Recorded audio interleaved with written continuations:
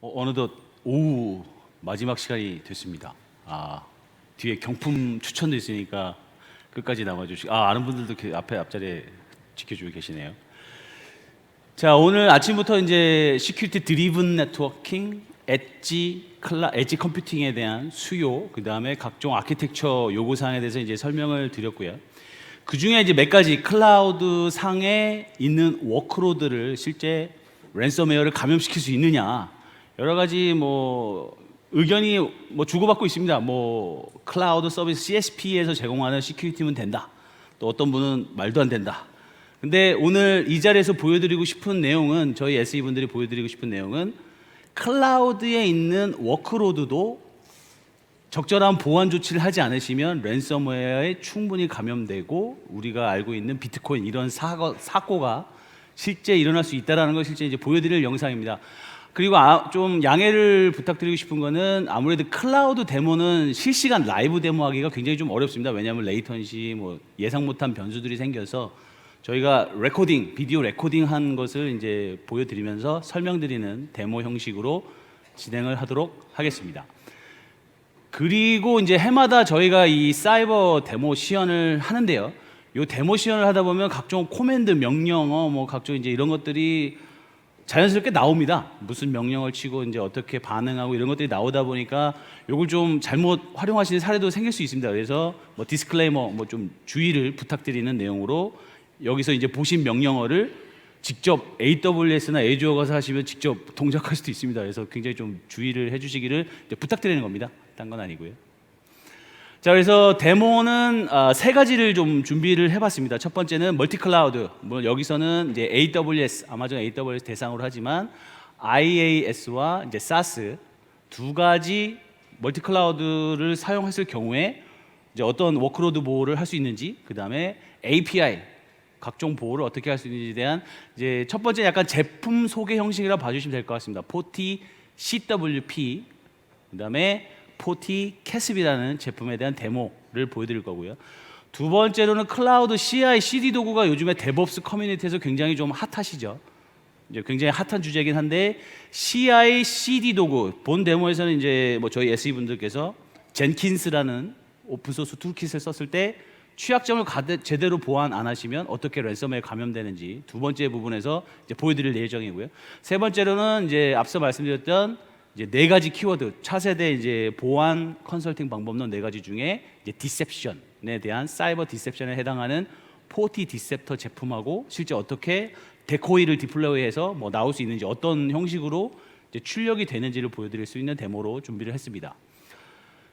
이제 실제 저희 SE 분들이 실제 나와서 이제 설명을 해드리기 전에 간단하게 좀 요약을 드리고자 하는 거는, 첫 번째, 앞서 이제 말씀드렸던 세션 중에 엣지 클라우드 컴퓨팅 쪽에 요 세 가지, 가운데 보시는 것처럼 세 가지 형태가 있을 수 있겠죠.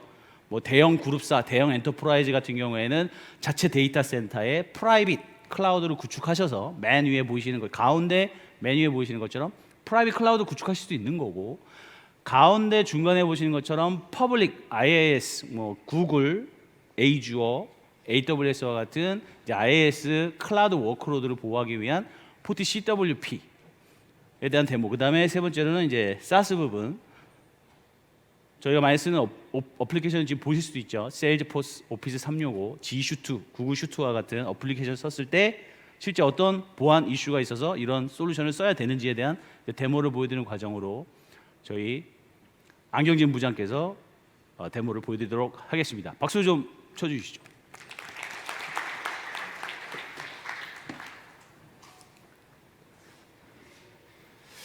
예, 안녕하세요. 클라우드를 왜 도입해야 되는지를 떠나서 최근에 이제 클라우드를 안 쓰는 고객사는 다 없는 것 같습니다. 하나의 클라우드를 사용하는 것이 아니라 다양한 클라우드 플랫폼을 사용을 했을 때 동일한 운용자 경험, 동일한 보안 정책의 적용을 어떻게 적용할지에 대한 고민은 누구나 하는 것 같습니다. 그래서 다양한 멀티 클라우드 플랫폼에 하나의 거버넌스 솔루션이 로그인을 해서 지금 보시는 것처럼 글래시어나 스토리지, 아니면 시큐리티 그룹과 같은 거버넌스 상태를 보여주는 기능을 제공을 해줍니다. 보시는 것처럼 그 특정한 보안적인 이슈가 발생을 했을 때 정책에 문제가 있거나 시큐리티 그룹이 어느 부분이 문제가 있는지, 아니면 보안적으로 허용이 되었을 때 이슈가 될 만한 그 허용 포트들을 사전에 경고 탭을 통해서 알려주게 됩니다. 물론 이러한 모든 조치들은 자동화된 오토 패치 버튼 하나만으로 자동 치료가 될 수가 있기 때문에 관리자 입장에서는 매우 편리하다라고 볼 수가 있겠습니다. 또한 위반 정책을 클릭을 했었을 때 지금 보시는 것처럼 가운데 나와 있는 어떠한 부분이 위반되어 있는지에 대한 상세한 설명뿐만 아니라 역시 오토 패치 기능을 통해서 자동 치료 조치를 취할 수가 있게 됩니다. 물론 당연히 자동 치료가 위험하거나 불안하거나 아니면 사전에 검토가 필요한 경우에는 조금 전에 보셨던 레모데이션 탭을 통해서 하나하나 나와 있는 매뉴얼에 따라 수정 조치를 취하시면 되겠습니다. 자, 두 번째는 ECS, 즉 컴퓨팅 파워 서비스, 그리고 요즘 많이 그 CI/CD나 아니면은 서버리스 등등등에서 많이 각광을 받고 있는 컨테이너 서비스인 ECS, EKS와 같은 그러한 그 완전 관리형 서비스들이 가지고 있는 본넷에 감염된 내역들을 보여주는 그 위젯을 별도로 제공을 하고 있습니다. 자, 보시는 것처럼 클라우드 네이티브 서비스가 가지고 있는 어떠한 솔루션이라고 하더라도 보안과 관련된 문제점을 나타내주고, 트래픽 탭을 클릭을 하시게 되면 지금 보시는 것 같이 공격 진원지, 공격 대상, 어느 정책에 문제가 있는지, 이것이 실제 공격인지 아니면 서스피셔스와 같은 단순한 의심인지를 싱글 페인으로 나타나 주게 되고요. 보시는 것처럼 소스, 목적지, 그리고 해당 공격이 어떠한 유형에 대한 것인지를 나타내주는 디테일 탭을 통해서 포티넷 고유의 독자적인 연구소가 가지고 있는 DB 서비스인 포티가드 연구소의 공격 내역들을 확인할 수가 있게 됩니다. 자, 위반 정책 조치 작업은 역시 보시는 것처럼 정책 수정을 할 수가 있는 상세한 절차들을 나타내주고 그 가이드에 따라 수정 작업을 진행을 하시면 될 것 같습니다. 그 다음은 클라우드 서비스가 가지고 있는 가장 큰 특장점인 저렴한 비용의 멀티 에이지에 복제를 해주는 스토리지 서비스입니다. EFS와 S3 등 여러 가지 서비스가 있는데 그 서비스조차도 멀웨어가 업로드가 되거나 아니면 내가 허용하지 않은 양의 트래픽을 가지고 있는 대용량 파일이 업로드가 될 때는 서비스에 영향을 미칠 수가 있는 점은 우리가 부인을 할 수가 없는 겁니다. S3 버킷을 예로 들면 그 내부가 가지고 있는 보안 위험성은 다음과 같이 또 역시 그 얼러트 탭에서 해당 그 내역들을 알려주게 되고, 이 데모에서 나타내주는 점은 버킷을 신규로 생성할 때 물론 디폴트 옵션이 퍼블릭하게 수정할 수 있는 권한이 꺼져 있지만 임의로 퍼블릭 수정 권한을 전체 공개를 했었을 때 누구나 업로드하고 누구나 오브젝트에 접근할 수 있는 권한을 가지게 됨으로써 실제 우리가 예상할 수가 없었던 정보의 유실이나 그 버킷에 대한 어떤 오용을 야기를 시킬 수가 있는 점이 됩니다. 이러한 공격들이 누적이 되고 히스토리 바이 히스토리로 이렇게 쌓이고 보게 되면 그 라인 바이 라인으로 공격 내역들을 확인을 할 수가 있는데, 역시 리스크 트렌드라는 탭을 통해서 공격 내역들을 상세하게 볼 수가 있게 됩니다. 리스크 트렌드는 단순히 이제 그 공격 로그에 대한 나열뿐만 아니라 특정 공격이 발생이 된 세부 사항들을 확인할 수가 있고, 지금 보시는 공격은 그 클라우드에 예를 들면 중국에서 여기 나와 있는 것처럼 로스앤젤레스에 불건전한 로긴 시도 페일을 다수 발생했었던 내역들을 나타내는 겁니다.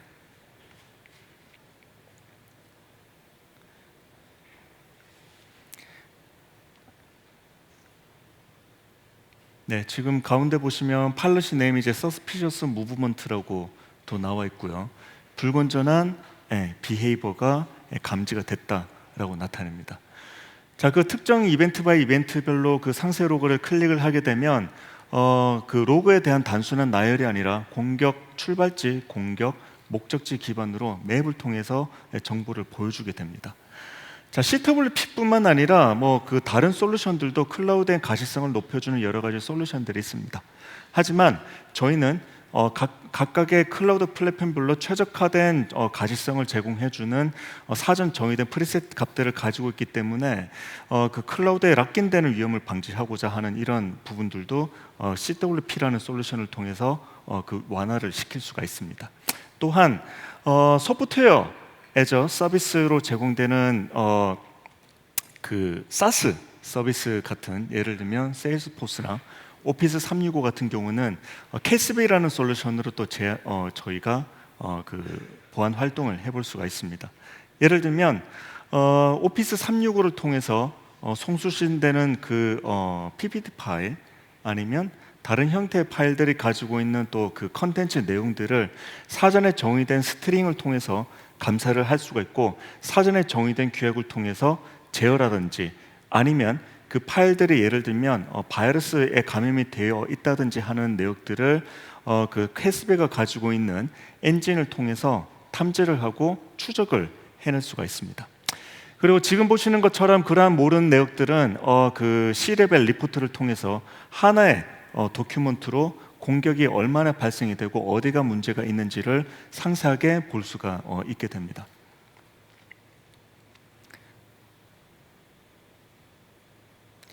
자, 오른쪽에 보시는 그 5 하이 리스크 오브젝트는 그 오브젝트에 제가 사전에 설정해 놓은 정책에 위반이 되었기 때문에 해당 도큐먼트가 나타나게 된 겁니다.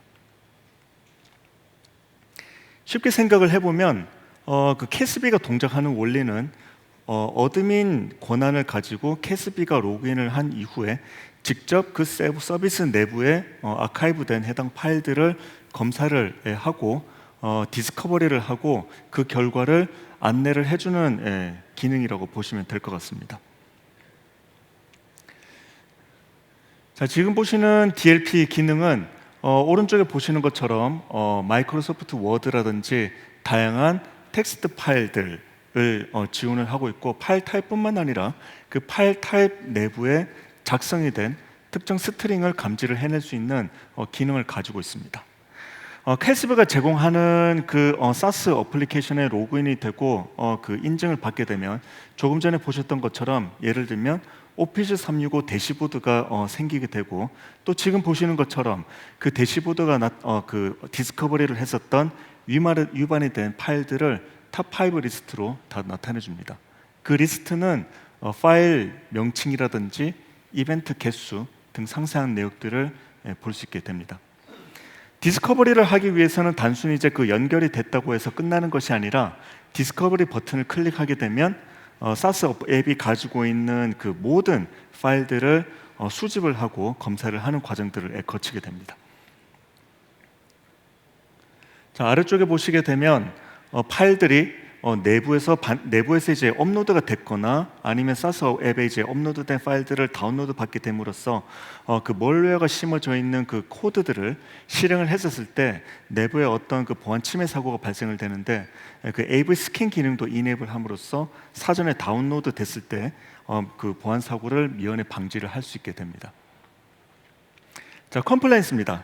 PCI DSS, 그리고 SOX, HIPAA, GDPR 등 다양한 글로벌 표준에 맞는 컴플라이언스를 지원을 하기 때문에 여러분들의 내부 감사뿐만 아니라 정보 자체가 외부에 나갔을 때 컴플라이언스도 만족하는지 여부를 이 솔루션을 통해서 미리 확인을 해보고 기준에 맞는지를 사전에 검토를 해볼 수가 있습니다. 자, 지금 보시는 화면은 그 커스텀 정책인데, 우리가 원하는 DLP 전용 정책이라든지 AV 정책이라든지 이런 것들을 사전에 설정을 해 놓을 수가 있게 됩니다. CWP라는 멀티 클라우드 플랫폼 관리 솔루션에서 보시다시피 공격 진원지와 목적지, 특히나 캐스비 솔루션이 가지고 있는 어플리케이션 내부에 저장된 오고 갔었던 파일 내역들이 어떤 것들이 문제가 있는지를 파일 명칭 단위로 하나하나 다 나타내 주게 됩니다.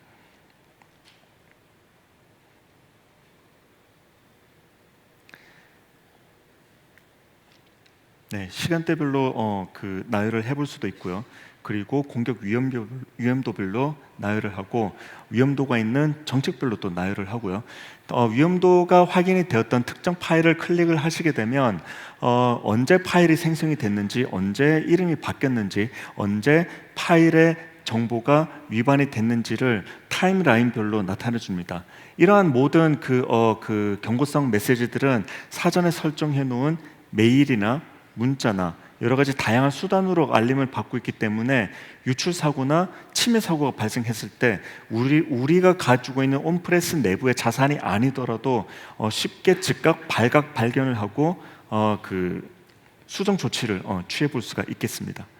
카스비는 우리 내부가 가지고 있는 우리의 자산이 아닌 외부에 있는 우리의 자산을 찾고 검사를 하고 지켜내주는 솔루션이고요. 이런 것들이 적절하게 규제에 맞게 잘 적용이 되어 있는지를 글로벌 컴플라이언스 기반으로 감사를 해주는 솔루션입니다. 그리고 그 멀웨어가 포함된 파일을 다운로드 받음으로써 실행을 시킴으로써 내부 자산이 위험해지는 이런 위험성을 방지하기 위해서 포티넷의 고유의 독보적인 기술인 포티가드의 AV 엔진으로 검사를 해줍니다. 그래서 그 카스비와 멀티 클라우드 통합 플랫폼 제어 가시성을 제공해주는 CWP 데모를 여기까지 진행을 하도록 하고요. 첫 번째 데모를 이상 마치도록 하겠습니다. 자, 두 번째 데모에 연이어서 하실 테니까 잠깐 기다려 주시죠.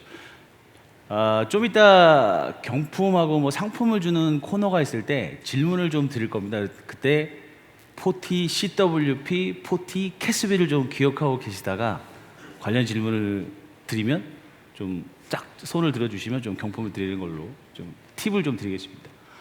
자, 두 번째 데모는 이제 클라우드 CI/CD 도구입니다. 뭐 CI/CD가 이제 잘 아시는 분도 계실 거고 CI/CD가 뭐지라고 하시는 부분은 사실 이제 요 밑에 간단하게 설명은 가운데 윗부분에 되어 있습니다. CI Continuous Integration 코드 빌드 배포하는 과정인데요.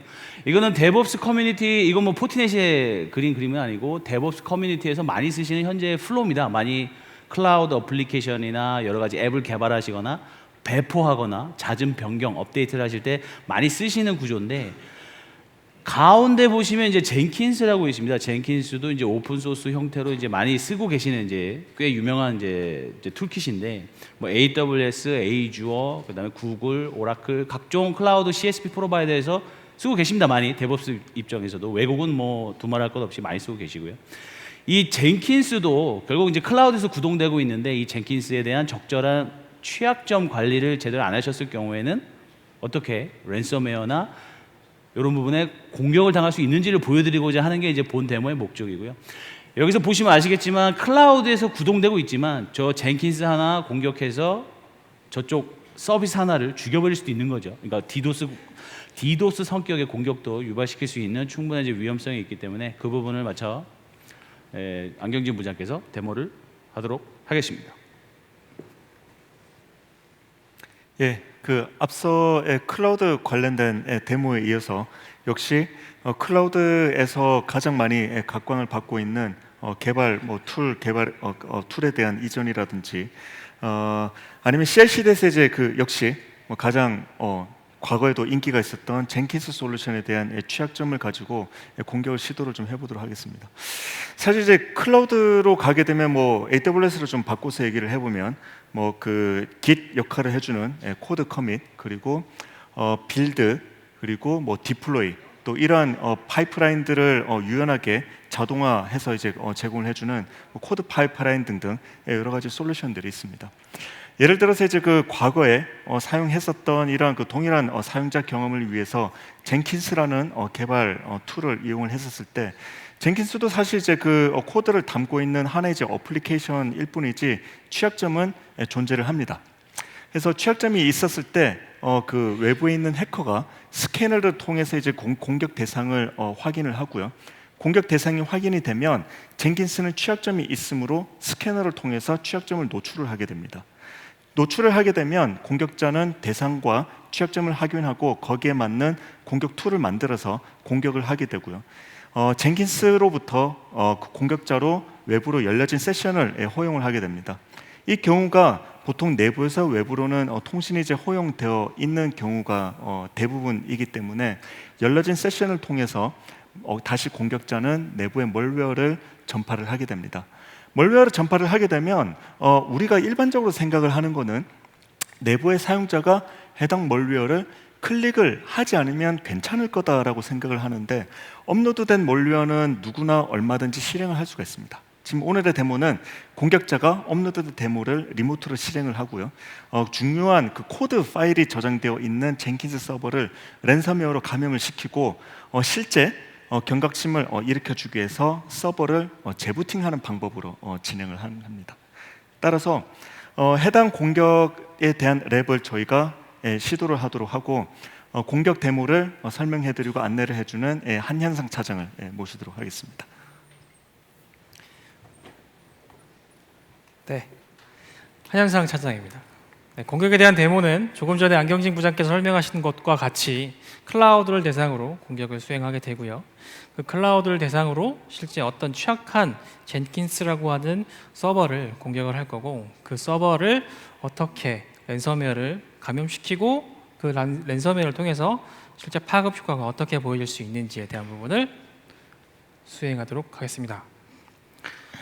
앞부분은 잠깐 설명을 했기 때문에 추가적인 설명 잠깐 드리면, 이제 조금 전에 말씀드린 것 같이 클라우드에 올라가 있는 젠킨스라고 하는 부분은 온프레미스의 동일한 효과와 같은 구성이 될 겁니다. 그래서 취약한 부분이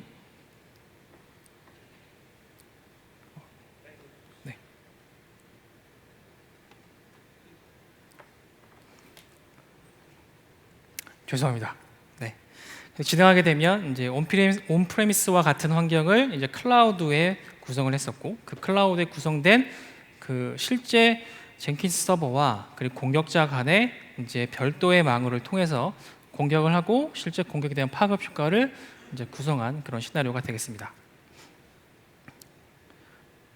네.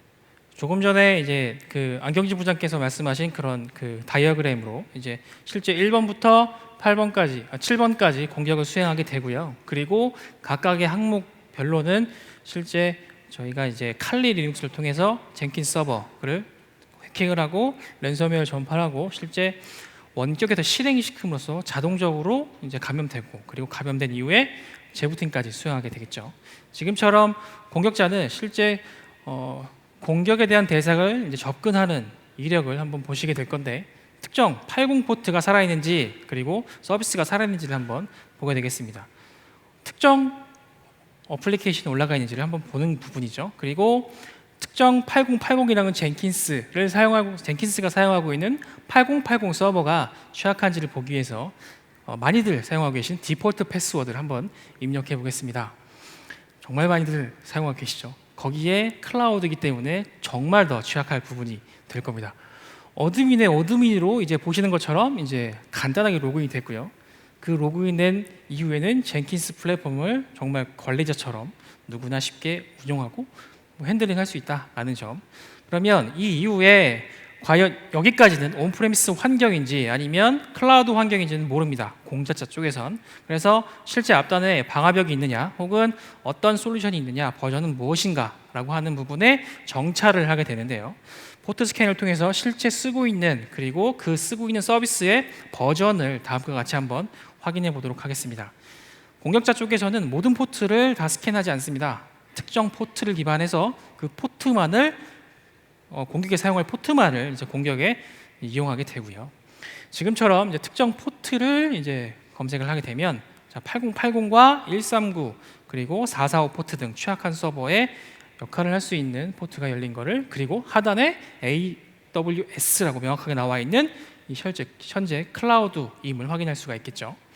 이후에는 젠킨스에 대한 서비스를 공격하기 위해서 지금과 같이 특정한 서비스, 즉 클라우드에 올라가 있는 젠킨스 서버를 대상으로 취약한 부분이 있는지 공격을 수행해 보도록 하겠습니다. 공격에 사용할 파라미터를 한번 검색하기 위해서 이제 젠킨스의 취약한 부분을 한번 검색을 해볼 텐데요. 지금처럼 젠킨스라고 이제 검색을 하게 되면 사용하게 될 가능 리스트가 확인되고요. 이 부분은 조금 전에 이제 젠킨스 스크립트 콘솔이라고 하는 부분을 통해서 한번 취약한 부분이 있는지 검토를 한번 해보겠습니다. 공격의 설정이 필요한 부분, 이제 파라미터 설정이 되겠죠. 이 어드민과 어드민을 아까 조금 전에 확인했기 때문에 설정을 하고요.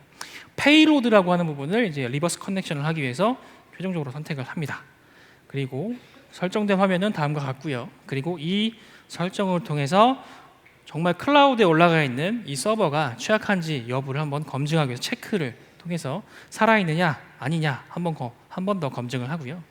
최종적으로는 공격자 쪽에서 이게 클라우드에 올라가 있고 클라우드에 있는 공격 대상이기 때문에 한번 취약하다라고 환경을 확인한 이후에 익스플로잇을 다음과 같이 진행하게 됩니다. 자, 결과는 성공으로 세션이 연결된 것을 보실 수가 있고요. 이 젠킨스 서버를 이용했고 젠킨스 서버가 클라우드에 올라가 있다는 것, 그리고 그 클라우드에는 정말 취약한 아이디 패스워드를 사용하고 있다는 점이 이제 많이들 생각하고 있는 공격의 핵심 중에 초반입니다. 그래서 이후에 연결된 이후에는 공격자가 추가적으로 여러 가지 코드를 실행시키거나 아니면 파일을 삭제한다거나 아니면 어떤 행위를 할 수 있는지 윈도우의 cmd 쉘을 통해서 다음과 같이 여러 가지 행위를 할 수 있습니다. 그래서 공격자가 추가적으로 내가 다시 공격을 하거나 아니면 특별한 행위를 하지 않아도 지금 조금 전에 보셨던 것처럼 공격자가 젠킨스 서버를 탈취한 그 이후에 젠킨스 서버가 공격자로 접근할 수 있게끔 리버스 연결을 코드를 제작을 합니다. 지금처럼 이제 361.exe 파일이라고 이제 코드를 한번 제작을 하고요. 이 코드가 제작이 된 이후에 7168바이트짜리 이제 코드가 제작이 됐고요. 이 파일은 현재는 리눅스 지금 공격 머신에 있죠. 그래서 이 파일을 조금 전에 이제 젠킨스 클라우드에 올라가 있는 젠킨스 서버에 취약한 서버에 한번 삽입 시도를 한번 해보겠습니다. 그 파일을 한번 지금 현재 연결되어 있는 세션을 통해서 호스트로 실제 파일을 삽입을 하는 부분입니다. 그래서 조금 전에 361.exe 파일을 윈도우즈의 템프 폴더에 저장을 하는 부분이 지금 현재 보시는 부분이고요. 그 저장되는 부분은 실제 성공하게 되면 C 그리고 윈도우 템프 361 폴더에 저장이 됐죠. 그리고 그 파일은 실제 조금 전에 공격이 사용을 한 공격이 성공한 그 젠킨스 서버에 정말 올라가 있느냐 한번 보기 위해서 그 젠킨스 서버를 한번 확인해 보도록 하겠습니다. 361.exe 파일이죠. 취약한 서버 그리고 취약한 클라우드에 올라가 있는 개발 플랫폼이기 때문에 굉장히 많은 그 관리 보완을 하지 않고 있는 부분이기도 하고요. 실제로 올라가 있는 파일은 템프 폴더 안에 361.exe 파일이라고 지금 확인이 되실 거고요. 이 361 파일, 이 올라간 업로드된 이 파일을 통해서 다운로드한 이후에 이제 자동으로 다운로드를 시켜서 실행을 시키거나 아니면 공격자가 요청한 그 방법대로 사용자가 더블 클릭했을 경우에 역접속, 다시 한번 공격자가 공격을 하지 않아도 이 취약한 서버 쪽에서 공격자로 역접속을 다시 말씀드리면 방화벽을 통과할 수 있게끔 그런 역접속 세션을 만들 수 있게끔 한번 공격자 쪽에서 이벤트 핸들러를 이제 준비를 하는 과정이고요. 그 이벤트 핸들러를 구성하게 되면 이제 악성 코드가 실행이 되는 이후에 아마도 공격이 아니라 이 서버 쪽에서 공격자로 세션이 연결될 겁니다. 자, 실행이 됐고요.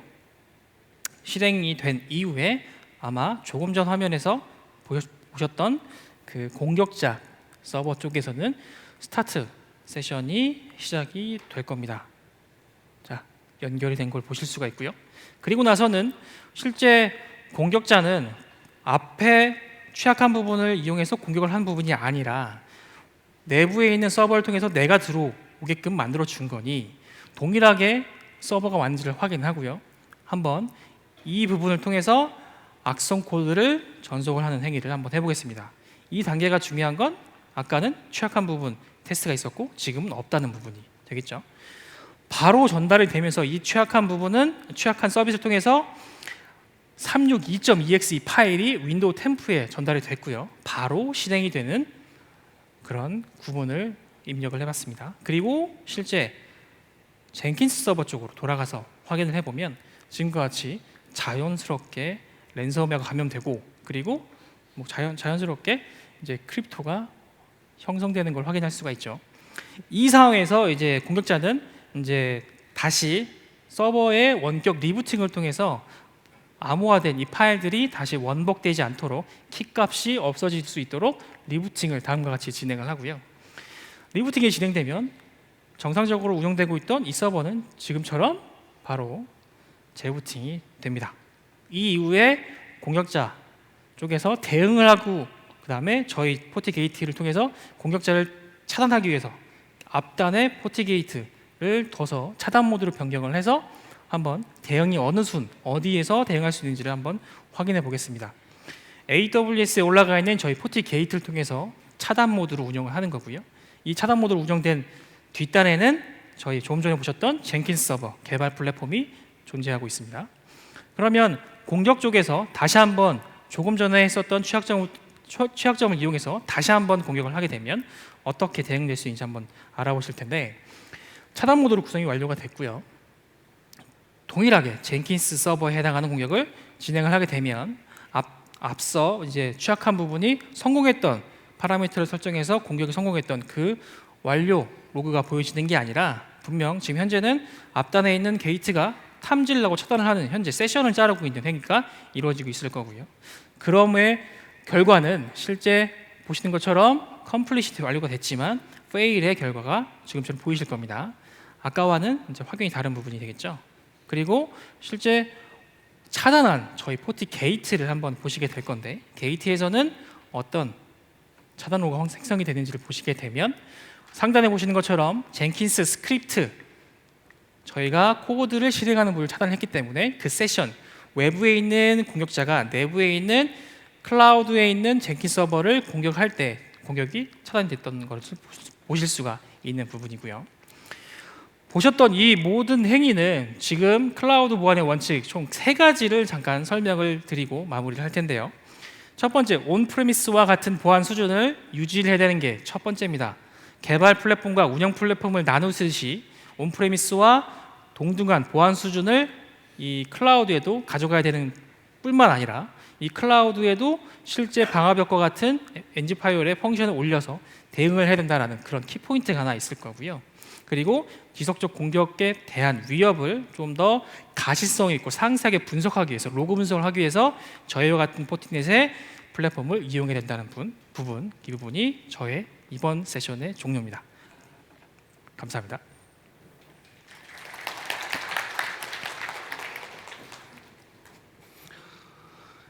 예, 지금 이제 요 칼리나 메타스플로 요쪽 인터페이스에 익숙하지 않으시면 이제 굉장히 좀 혼동스러웠을 수도 있을 겁니다. 그러니까 워낙 창이 왔다 갔다 하다 보니까 익숙하지 않은 인터페이스 때는 혼동하실 수도 있는데, 말씀드리고 싶은 거는 클라우드도 온프리미스의 동일한 보안 조치를 안 하면 충분히 랜섬웨어, 감염, 해킹 시도가 성공할 수 있다라는 것을 꼭 확인해 주시고, 혹시나 뭐 이런, 물론 최신 패치는 하겠지만 젠킨스를 혹시 뭐 회사의 데브옵스 팀이나 개발팀에서 쓰신다면 이런 부분도 한번 뭐 점심이나 티, 커피 뭐 하시면서 얘기해 보는 것도 괜찮을 것 같습니다. 자, 세 번째 데모 내용은 뭐 화면에서 보시는 것처럼 아까 오전에 말씀드렸던 내용 중에 일부입니다. 디셉션, 사이버 디셉션 기술을 통해서 데코이, 오른쪽 화면에서 보시는 건 오렌지색 아이콘들이죠. 데코이를 배포하고 그 데코이로 공격자가 해킹 시도를 로그인하도록 유도한 후에 이제 차단하는 기술을 이제 포티 디셉터라는 제품으로 이제 제안을 하고 있는데요. 이 부분이 이제 실질적으로 이제 무엇을 볼 수 있는가, 어떤 것들을 로그인하는지를 이제 좀 보여드리고자 하는 게 본 데모의 목적이라고 봐주시면 될 것 같습니다. 특히 아침에 잠깐 말씀드렸던 블루킵 있죠. RDP, 원격 데스크탑 공격이 취약점을 그대로 갖고 계시면 어떻게 악용될 수 있는지를 본 데모 시나리오에서 이용해서 이제 보여드리는 것을 한번 보여드리도록 하겠습니다. 네, 막는 것까지요. 자, 한 차장님, 김기현 부장님 두 분이 같이 나와서 보여드릴 텐데요. 김규환 부장은 저기 오른쪽에 보시면 포티심이라고 있습니다. 뭐 포티심이라고 했지만 이제 업무 환경에서는 SIM 시스템입니다. 심 시스템이라고 SIM 또는 ESM 시스템, 이벤트 로그 관리 시스템이 해당하는 역할이고요. 그 시스템에서 어떻게 좀 더 자동화시킬 수 있는지 오토메이션을 그 부분을 같이 보여드리는 데모를 이제 보여드리도록 하겠습니다. 부탁드립니다. 네, 다시 한현상 차장입니다.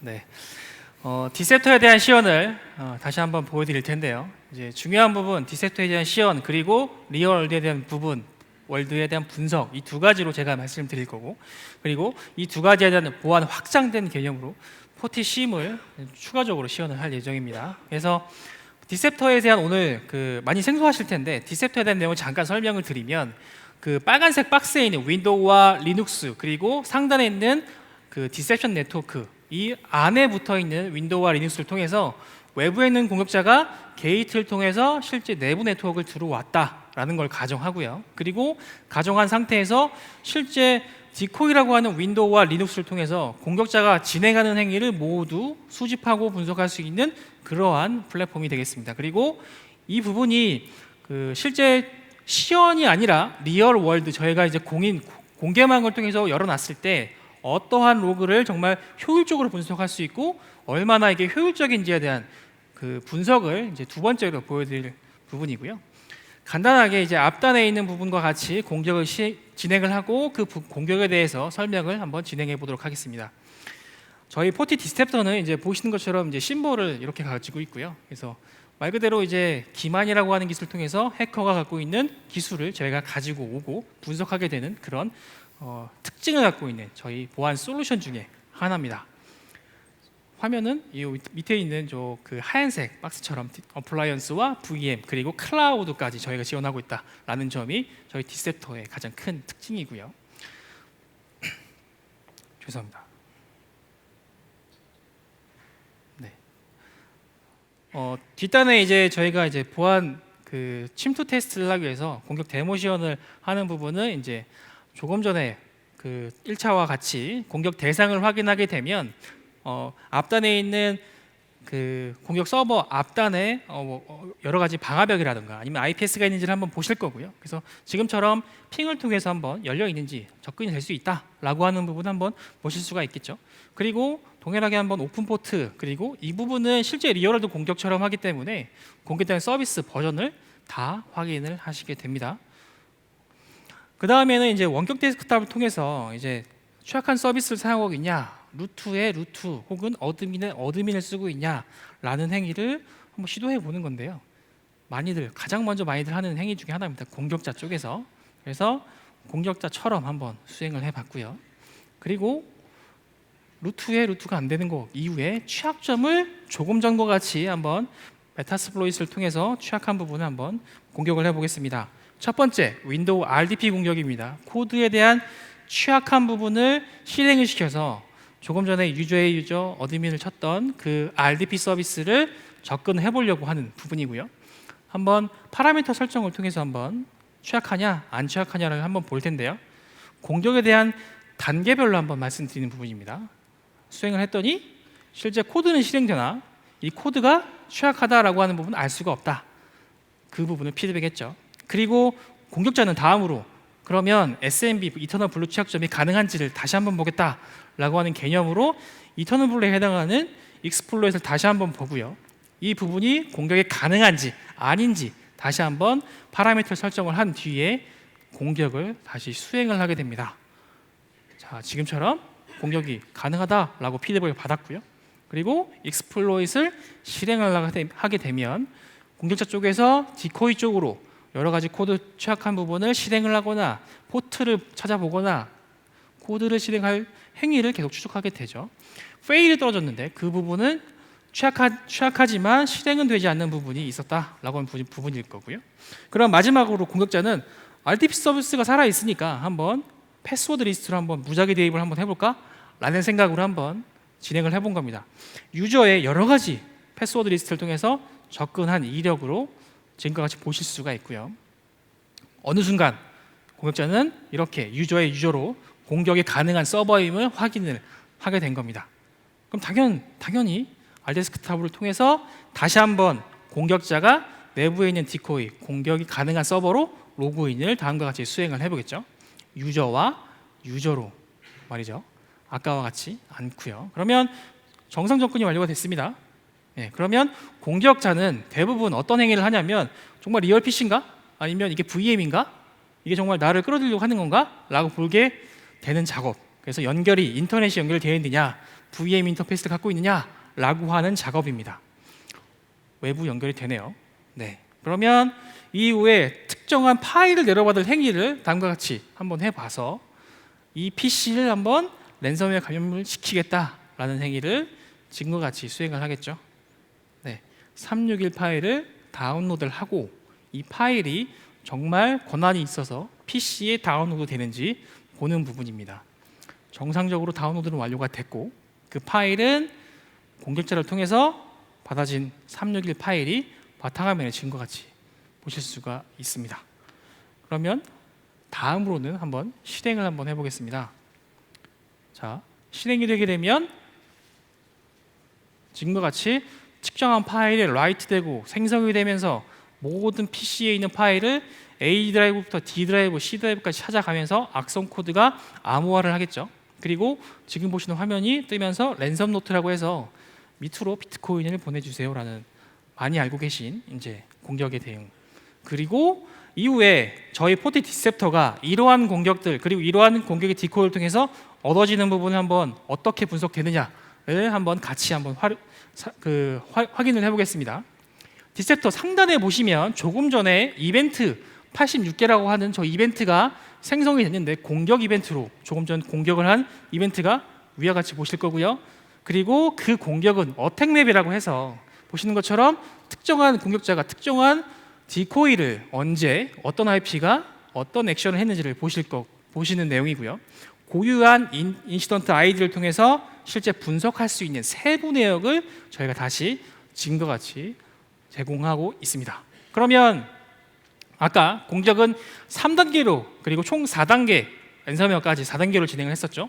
첫 번째 단계 윈도우 RDP가 공격이 처음에 어떻게 시작했느냐. 자, 공격이 탐지가 된 걸 확인하실 수가 있습니다. 최초에 유저가 이 사람이 이상하게 공격을 했네. 이 타임부터 한번 그 뒤에 로그를 다시 한번 볼까라고 이제 이어지겠죠. 그러면 두 번째 공격 이터널 블루도 지금과 같이 다시 한번 탐지가 됐고요. 그러면 이 이후에 이터널 블루 공격 취약점을 통해서 여러 가지 행위를 했는데 그 행위는 지금 보시는 모든 이벤트가 전수로 디셉터를 통해서 저장이 됩니다. 어떤 공격을 했고 어떤 탐지를 했고 어떤 행위를 할 수 있는지 추적할 수 있는 그런 공격 로그가 되겠죠.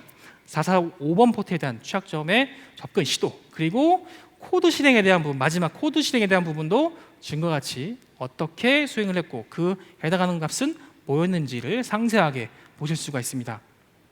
굉장히 상세하죠. 그리고 윈도우 RDP, 브루트포스 중간중간 유저로 접근하다가 로그인 페일이 다음과 같이 보실 수 있는 내용과 같이 공격이 수행됐었죠. 그리고 공격이 수행된 이후에 특정한 아이디와 패스워드가 아까 전에 성공이 됐던 그 로그를 저와 같이 함께 확인하셨을 겁니다. 그러면 이렇게 이제 RDP 페일됐던 이 로그들 중에 중간에 보시면 성공한 순간 RDP 로그인이 됐다. 즉 지속적으로 브루트포스가 발생했던 이후에 RDP 로그인이 떴다는 것은 성공을 했다라고 유추할 수 있겠죠. 그리고 공격자는 다시 한번 접근을 해서 361 파일, 아까 제가 다운로드했던 361 파일이 라이트 파일, PC에 라이트가 됐었고 이후에 그 파일은 실행이 됐다라고 해서 다른 파일들을 생성을 하고 그 파일들을 암호화한 그런 전수에 해당하는 로그를 다음과 같이 남기게 됩니다. 포렌식에 해당하는 부분, 침해 사고에 해당하는 부분, 전수에 대한 부분을 저희가 로그로 제공하고 행위에 대한 부분도 제공할 수 있다는 부분, 그 부분이 저희 디셉터가 갖고 있는 가장 큰 장점 그리고 공격자를 어떻게 분석할 수 있다는 다이어그램을 그릴 수 있다는 장점, 그게 저희가 갖고 있는 포티 디셉터입니다. 지금처럼 프로세스를 중지시키고 어떤 걸 실행시키고 그리고 이후에 어떤 파일을 상세하게 접근을 했고 접근한 이후에 암호화를 했는지를 보실 수가 있는데 지금 한번 스탑 그리고 최종적으로는 워너크래가 실행되고 난 후에 문서 파일이 다음과 같이 한번 암호화된 걸 확인할 수가 있습니다. 처음에 파일을 접근했고요. 그 다음에 이 파일은 동일하게 그 뒤에 바로 워너크립트라고 하는 확장자로 암호화가 됐습니다. 그리고 다른 파일들도 접근해서 암호화되고 접근하고 암호화되고 하는 부분이죠. 그러면 이러한 프레임워크에 저희 포티게이트가 앞단에 있다면 공격을 분석을 했기 때문에 공격에 대한 차단을 미리 그리고 선제적으로 대응할 수 있는 부분을 프레임워크를 가져갈 수가 있는데 앞단에 게이트를 뒀을 가정입니다. 그러면 RDP 취약점부터 다시 한번 재시도를 하게 되면 가장 먼저 했던 공격 중에 하나죠. RDP 취약점을 통해서 실제 공격을 수행을 했었고요. 이 공격을 수행한 이후에 동일하게 이터널 블루에 해당하는 공격을 다시 한번 동일하게 구성하고 진행해 보도록 하겠습니다. 결과는 아까랑 좀 다르죠. 네. 공격이 대응이 됐다라고 할 수 있는데 두 번째 줄입니다.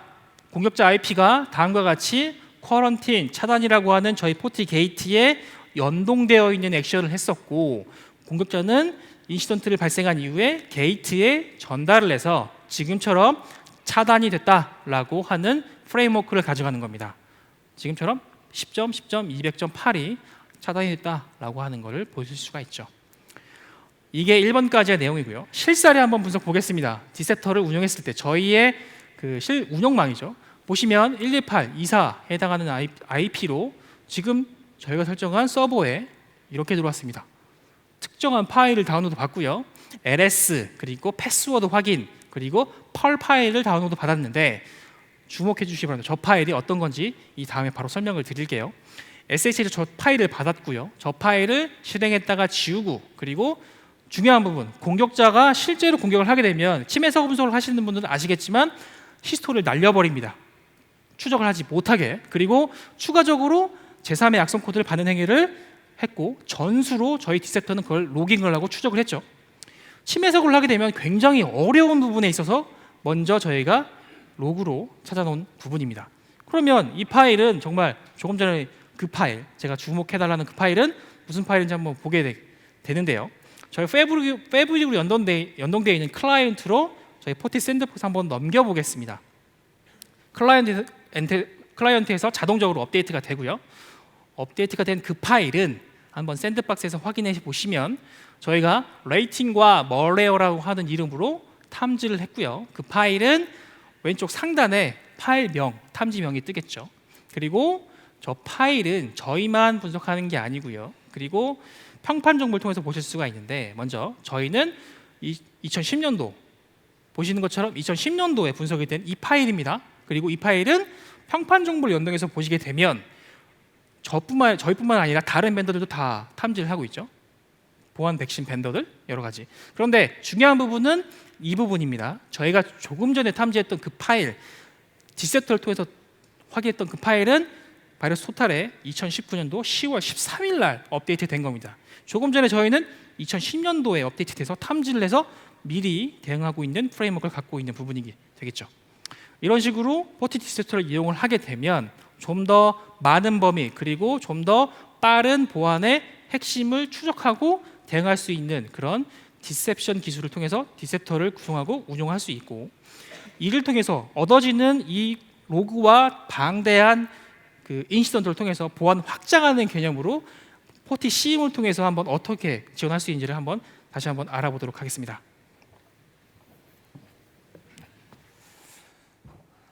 네, 안녕하세요. 저는 포티넷 코리아의 김기환 부장입니다. 앞서 저희 한현상 차장께서 소개했던 대로 포티 디셉터를 통해서 리얼 환경에서의 어떤 해킹, 공격에 대한 이벤트들을 어떻게 수집하고 어떻게 분석하는지를 살펴보셨을 겁니다. 그런데 이제 이러한 어떤 포티 디셉터 외에도 뭐 여러 가지 이기종 장비들의 이벤트들도 많이 발생될 거예요. 이러한 이기종 장비들의 어떤 이벤트들도 같이 코릴레이션을 하고 분석을 하려면 SIM이라는 솔루션이 필요한데 저희 포티넷에서도 포티심이라고 하는 SIM 솔루션을 통해서 한번 앞서 우리 한 차장께서 얘기했던 여러 가지 어떤 보안 공격 이벤트들을 어떻게 수집해서 어떻게 분석하고 또 어떻게 조회하는지 좀 더 침해 분석의 어떤 개념으로 한번 제가 준비한 영상을 같이 살펴보도록 하겠습니다. 자, 보시는 화면은 저희 포티심의 그 분석 화면 중에 하나인데요. 앞서 얘기했던 대로 그 디셉트에서 발생하는 이벤트들을 수집을 해서 자동 파싱 기능을 이용해서 저희가 하나의 어떤 분석 그 컬럼들을 좀 적용을 해봤습니다. 다음과 같이 적용을 한 내용들이고요. 이렇게 해서 발생한 내용들은 그 디셉터를 통해서 뭐 RDP 공격들, 로그인 페일에 대한 건수가 얼마나 발생했는지, 그리고 로그인 페일을 통해서 RDP를 통해서 로그인한 이벤트가 또 어떻게 발생됐는지 확인을 하고, 이때 빅팀으로 쓰이던 해당 클라이언트 PC가 다시 악성 코드를 다운로드하기 위해서 다시 어태커가 돼서 그 해커에 의해서 탐지할 수 있는 그런 그 악성 코드를 다운로드 받고 그다음에 워너크라이에 감염되고 원본 파일을 삭제하는 그런 이벤트 통계 내용이라고 보시면 될 것 같고요.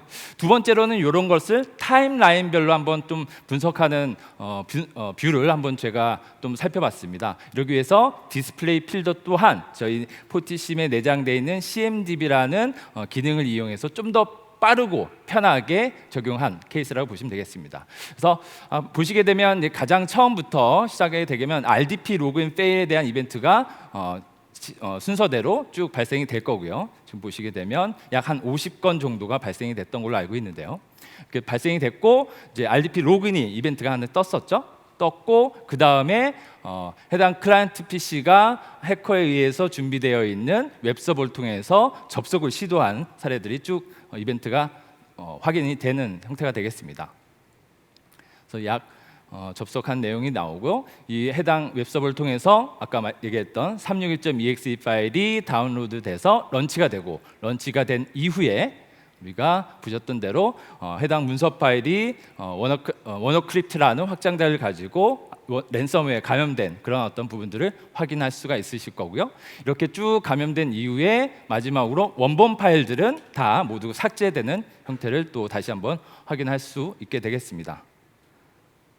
네, 자 이렇게 그 확인된 어떤 그 부분들을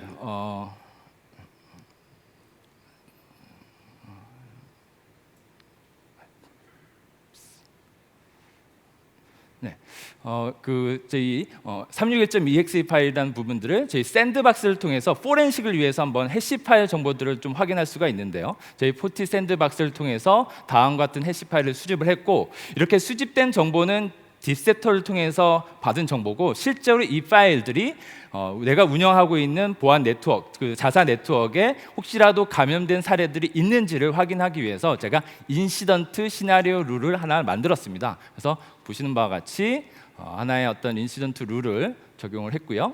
보시면 다 모든 내용들이 다 이제 저희 포티심의 CMDB 내용들을 확인한 거고, 여기서 이제 해시 코드들을 저희가 표현하는 침해 지표 서비스를 한번 접목을 해봤습니다. 침해 지표 서비스란 이미 어떤 해킹 사고에 그 확인된 어떤 정보들을 뭐 머레오 도메인이라든지 IP, URL 정보 또는 이제 해시 정보들까지도 저희가 이제 서비스로 제공하고 있어서 쉽게 이러한 정보들을 데이터베이스화해서 바로 시나리오 룰을 적용할 수 있는 케이스라고 보시면 되겠습니다. 그래서 이렇게 수집된 파일 해시 정보를 가지고 그리고 내부 네트워크에 대한 정의도 한 번 더 추가로 정의를 좀 해보도록 하겠습니다. 그래서 예를 들어서 내부 네트워크가 뭐 19168 1점대 네트워크이다라고 가정했을 때 다음과 같이 정의를 하고, 그런 네트워크에 아까 디셉터를 통해서 확인된 그런 파일 해시 정보들이 과연 발생이 됐는지 여부를 또 룰을 통해서 이제 확인해 본 결과 다음과 같은 인시던트가 발생이 됐습니다. 이 인시던트는 제가 정의한 룰에 매치가 됐고 그 감염된 IP는 1.72번이라고 하는 내부 사용자 PC가 되겠죠. 그리고 동일하게 361.exe라는 파일이 탐지가 됐고요. 이런 파일들은 실제로 저희 포티게이트 또는 뭐 포티 샌드박스를 통해서 실제 원시록을 통해서 좀 더 세부적인 내용들을 확인할 수 있는 내용이라고 보시면 되겠습니다. 자, 그렇다면 이렇게 인시던트까지 확인됐으면 제가 이제 SIM 솔루션 세션을 말씀드렸을 때 SOAR라고 하는 자동 조치 기능들을 쓸 수가 있는데요. 그럼 어떠한 자동 조치 기능들이 쓸 수 있을까라고 봤을 때 뭐 예를 들면 시스코 아사 방화벽을 쓰고 있다. 그러면 아사 방화벽 차단, 그리고 저희 포티게이트 방화벽을 쓰고 있을 때 뭐 차단, 또 윈도우 시스템의 특정 파일을 삭제한다든지 또 뭐 시스코의 어떤 해당 포트를 비활성한다든지 뭐 여러 가지 시스템들을 재부팅한다든지 서비스를 재시작한다든지 여러 가지의 어떤 내장된 스크립트들이 적용되어 있기 때문에 이런 부분들을 유연하게 사용하시면 될 것 같고요. 제가 임의적으로 해당 인시던트가 발생했을 때 저희 포티게이트 방화벽에 대한 차단 인시던트 조치를 한번 적용을 해보도록 하겠습니다. 그래서 엔포서에 대한 장비를 저희 뭐 예를 들면 외부 방화벽 IP로 적용을 했고요. 예를 들어서 그리고 적용할 스크립트들은 아까 보셨던 내장되어 있는 스크립트들 중에서 저희 포티게이트 차단 스크립트를 이제 실행을 한 사례가 되겠습니다. 이 부분은 자동적으로 설정을 할 수도 있고 또는 또 보안 간제 요원을 통해서 수동으로 가이드를 할 수가 있게 되겠죠. 그래서 아까 보시는 것처럼 정상적으로 자동 조치가 적용이 됐고 이러한 부분들은 이제 액션 기록을 통해서 실제로 레미데이션 부분들이 성공이 됐는지 아니면 실패가 됐는지 같이 확인할 수가 있고 뭐 성공이 됐으면 성공에 대한 어떤 문자 메시지, 뭐 SMS 메시지도 같이 확인할 수가 있게 되겠습니다.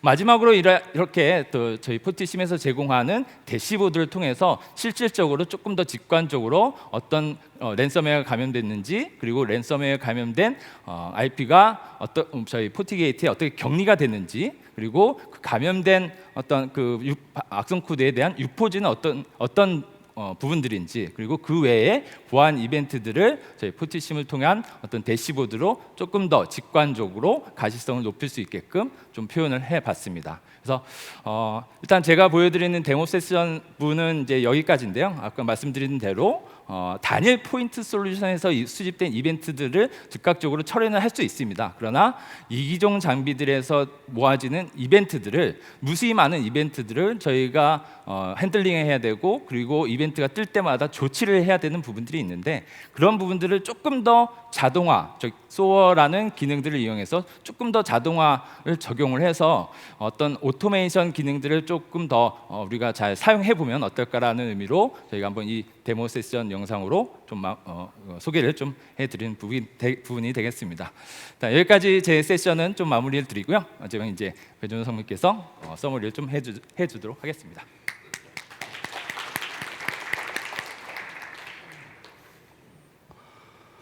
예, 지금 저희가 데모 시나리오를 3개를 준비드렸는데 보시면 1시간 내에 굉장히 타이트한 팩으로 보여드렸죠.